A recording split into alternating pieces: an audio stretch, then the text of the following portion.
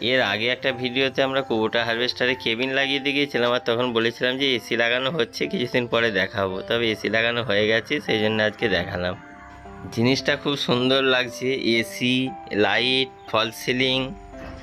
যেটা আমাদের সাধারণত ভয় থাকে যে ব্যাটারি থেকে চললে ব্যাটারি বসে যাবে, তবে এটা ব্যাটারি থেকে নয়, ইঞ্জিন থেকেই চলছে। পুরো সিনটা আমরা দেখাচ্ছি, তো একটু দেখুন।